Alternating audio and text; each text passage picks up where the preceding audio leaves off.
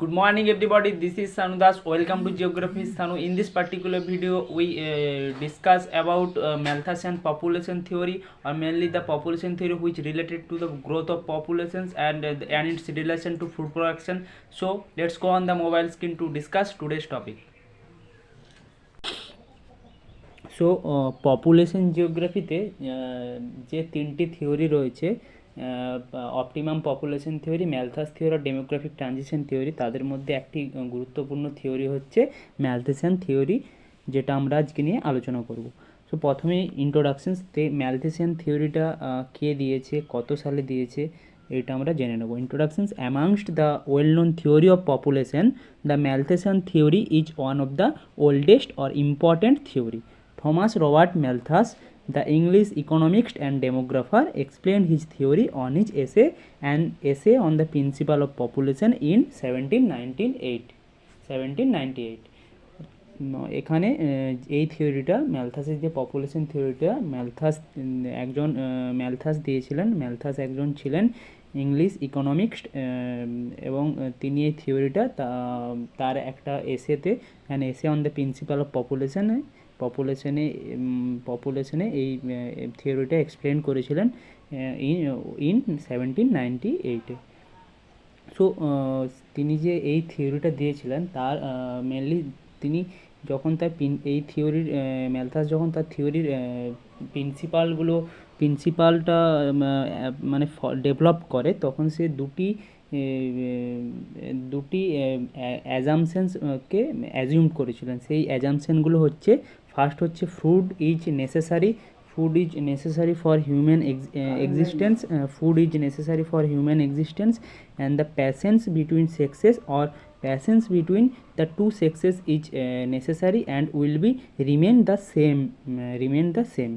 এখানে হচ্ছে বলা হয়েছে যে food is necessary for human existence, মানুষের বেঁচে থাকার জন্য, আর হিউম্যান এক্সিস্টেন্সের জন্য বা হিউম্যান সাবসিস্টেন্সের জন্য ফুড ইজ নেসেসারি। ফুড হচ্ছে একটা প্রয়োজনীয় জিনিস।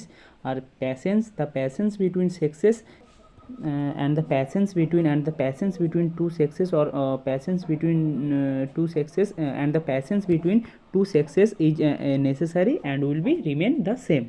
এবারে হচ্ছে আমরা এর থিওরির যে মেন থিম, সেটা নিয়ে আলোচনা করব। ম্যালথাস যে থিওরিটি দিয়েছিল বা থিওরিটা তিনি এক্সপ্লেন করেছিলেন, তার মেন থিম হচ্ছে মেনলি দুটো সাবজেক্টের উপর বেস্ট করে। একটা হচ্ছে দুটো সাবজেক্টের উপর বেস্ট করে। একটা হচ্ছে food productions and population growth.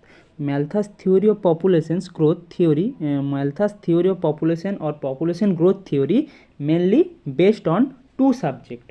One is rate of population growth and rate of food production, and also relations between population growth and food production.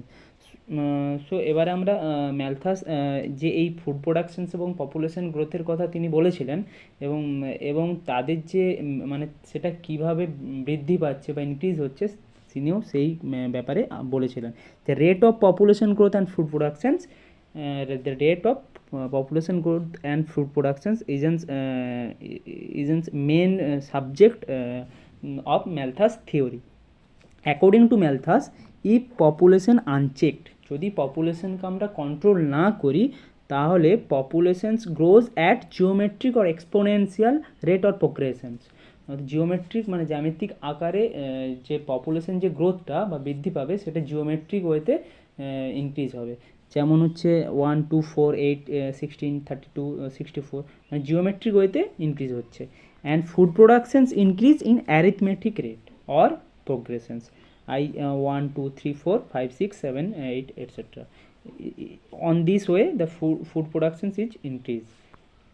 So যদি এখানে আমরা রেট অফ যে ফুড প্রোডাকশনস এবং population growth দেখলাম, সেখানে হচ্ছে বলা হচ্ছে যে পপুলেশন গ্রোথ হচ্ছে জিওমেট্রিক আকারে, মানে জিওমেট্রিক ওয়েতে বৃদ্ধি পাচ্ছে, এবং ফুড প্রোডাকশনটা হচ্ছে অ্যারিথমেটিক ওয়েতে ইনক্রিজ হচ্ছে। এবারে যখন পপুলেশন গ্রোথ অলওয়েজ তাহলে মানে ইনক্রিজ মানে বেশি মাত্রায় বৃদ্ধি পাবে, ফুড প্রোডাকশনের তুলনায়, তাহলে ফুড প্রোডাকশনস এবং যেহেতু ম্যালথাস দুটো তার মেন সাবজেক্টের কথা বলেছিলেন যে food productions and population growth, তাহলে ফুড প্রোডাকশনস এবং পপুলেশনের গ্রোথের মধ্যে একটা ডিসপ্যারিটি অর্থাৎ ডিসইকুইলিব্রিয়াম কন্ডিশন তৈরি হবে।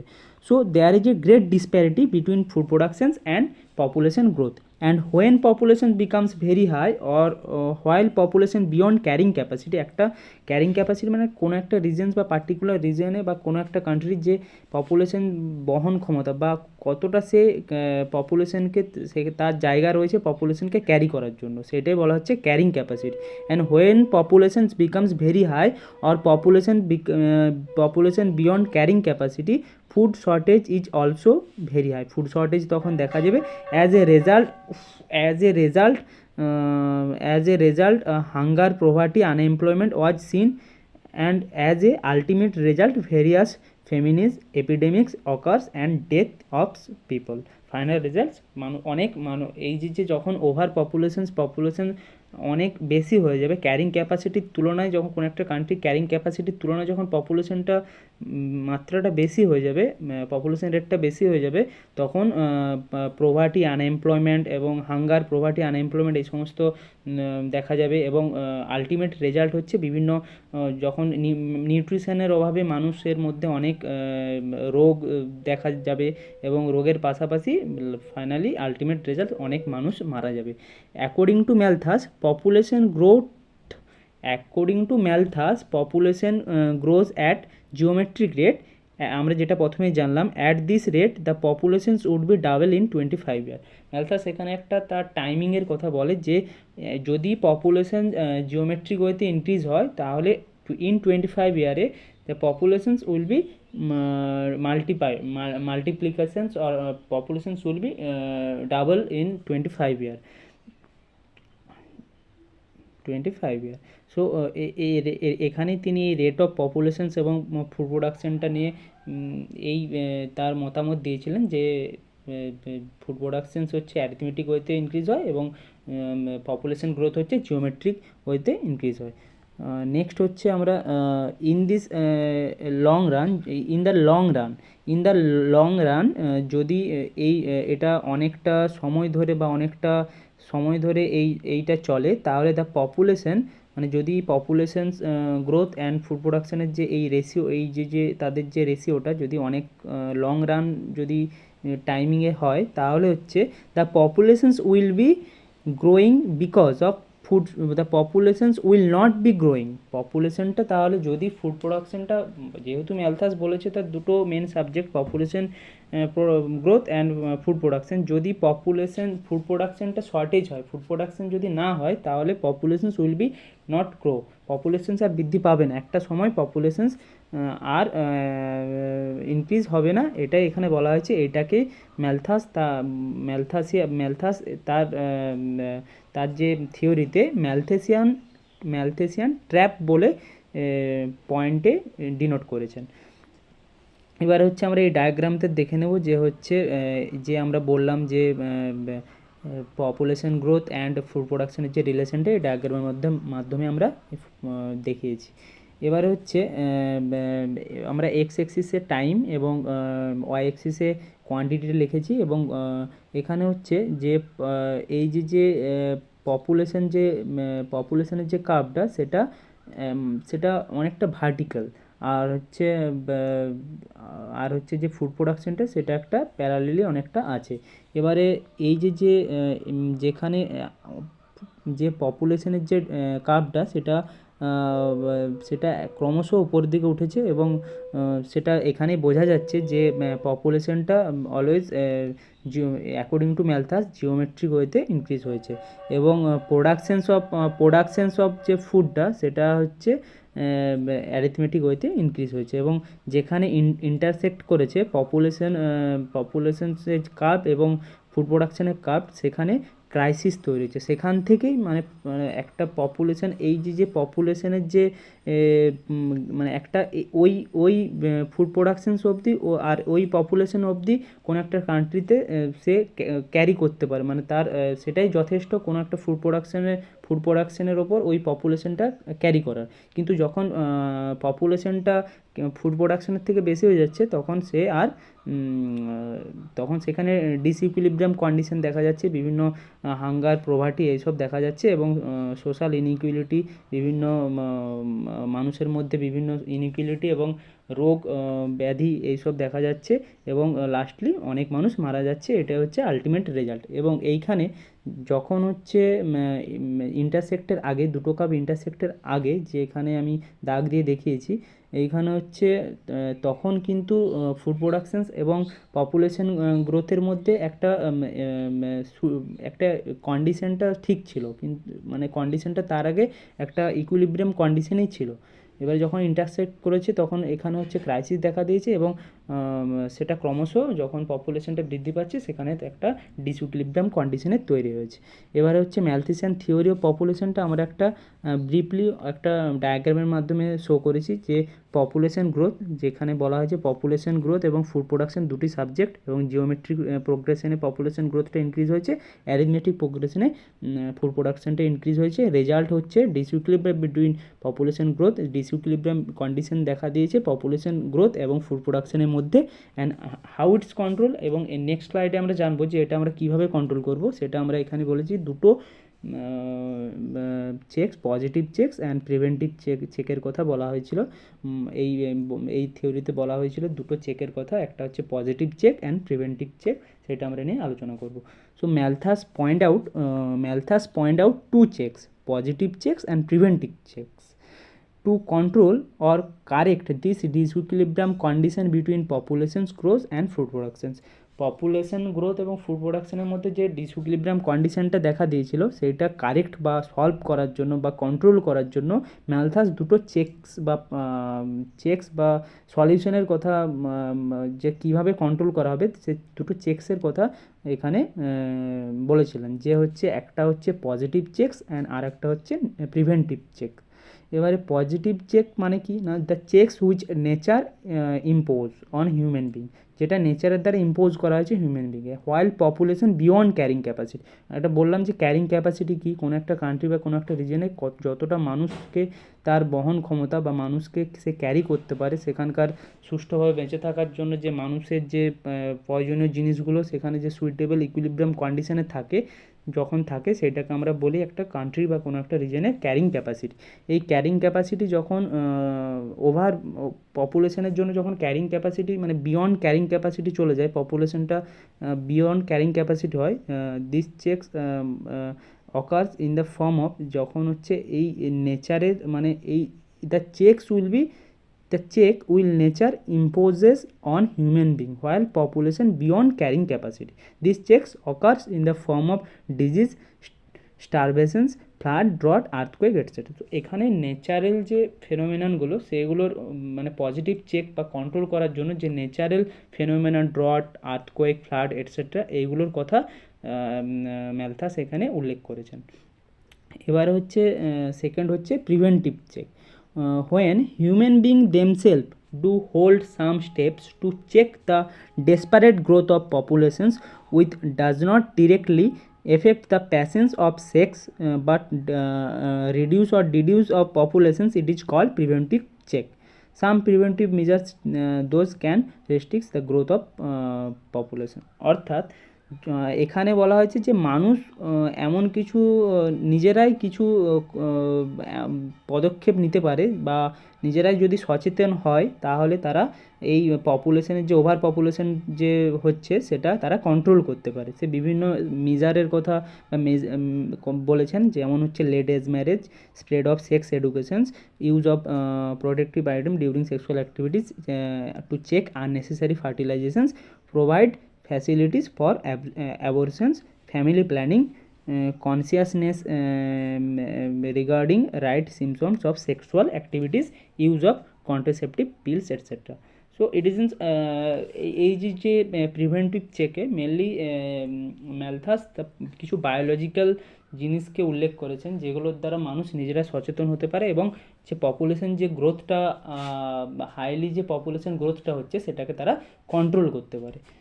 সো এই দুটো চেকের কথাই ম্যালথাস মেনলি উল্লেখ করেছেন।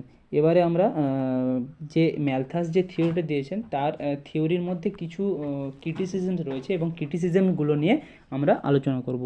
না his geometrical series of population growth যে in questionable because such rate of population growth is not observed in present condition. Malthus যে বলেছিলেন যে পপুলেশন গ্রোথ রেটটা ইনক্রিজ হয় জিওমেট্রিক ওয়েতে, সেইটা প্রেজেন্ট কন্ডিশনে কিন্তু প্রেজেন্ট কন্ডিশনে সেটা দেখা যায় না।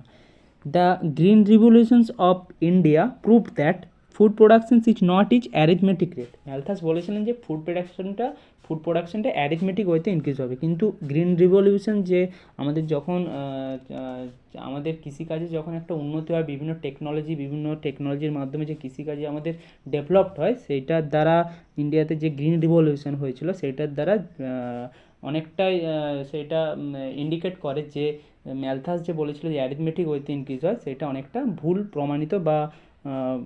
প্রমাণিত হয়, যে অ্যারিথমেটিক ওয়েতে সবসময় বা ফুড প্রোডাকশান অ্যারিথমেটিক ওয়েতে ইনক্রিজ হয় না।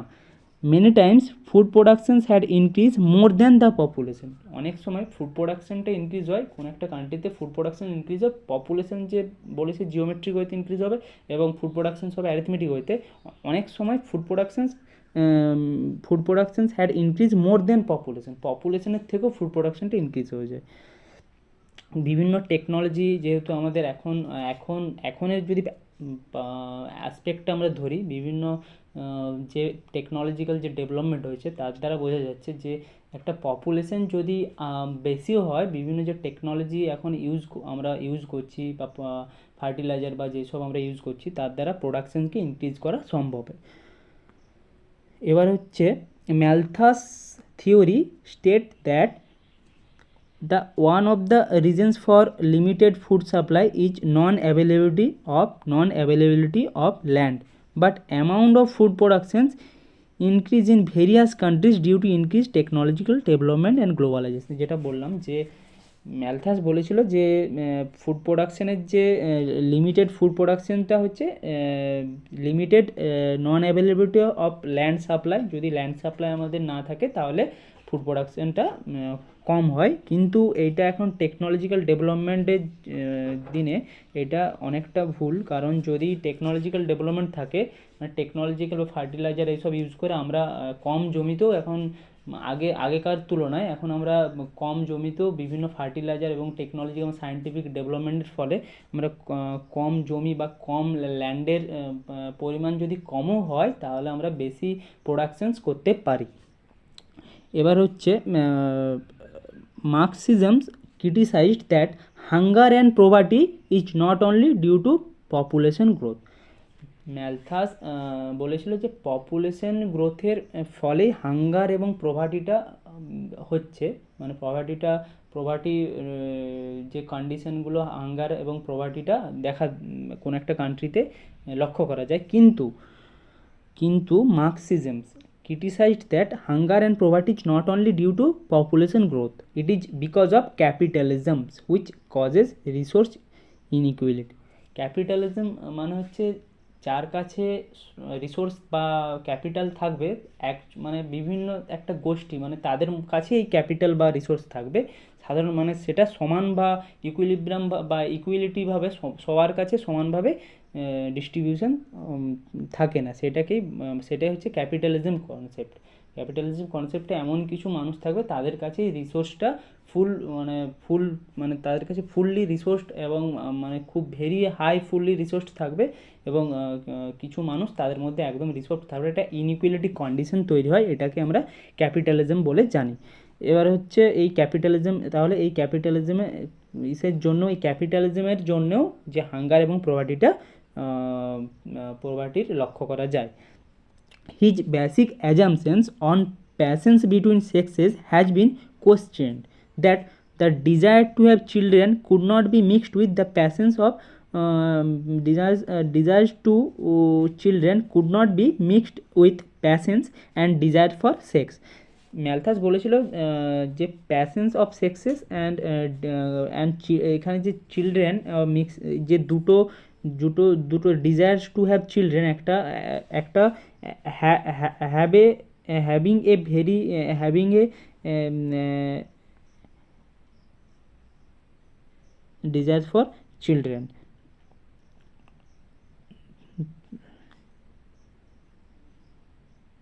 Having we clarify that having a baby is a social needs.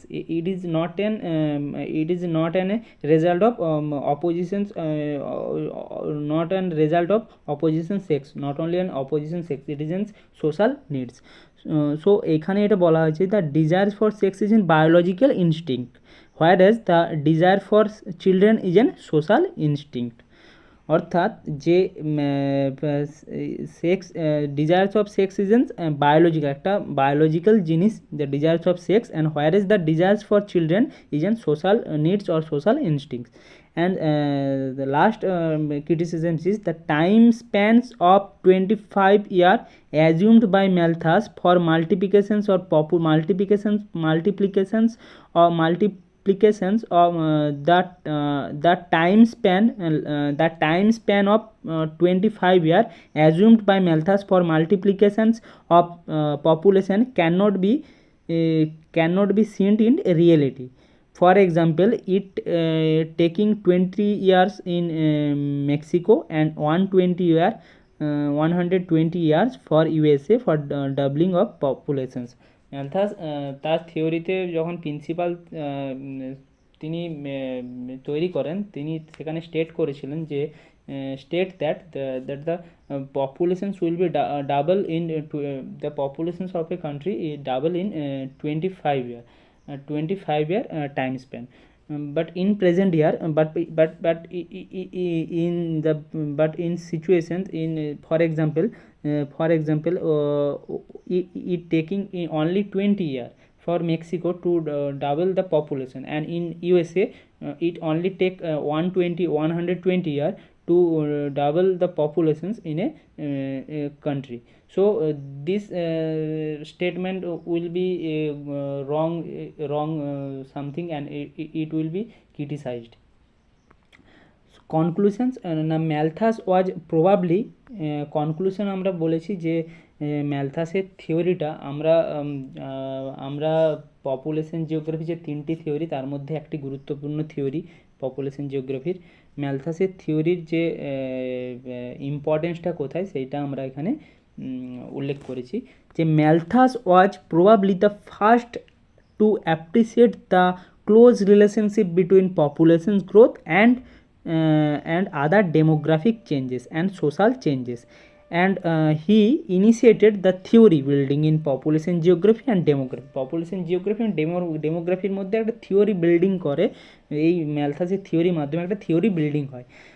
his ideas are often supported by western government because it is indirectly highlights the problems of too many peoples rather than the uneven distributions of resources. অর্থাৎ আমরা যে বললাম যে capitalism concept বা unequal যে distributions resources রয়েছে, কোনো একটা মানুষের কাছে মানে রিসোর্স থাকবে তো তাদের কাছেই থাকবে, কোনো মানুষের কাছে থাকবে না তো তাদের কাছে একদমই থাকবে না।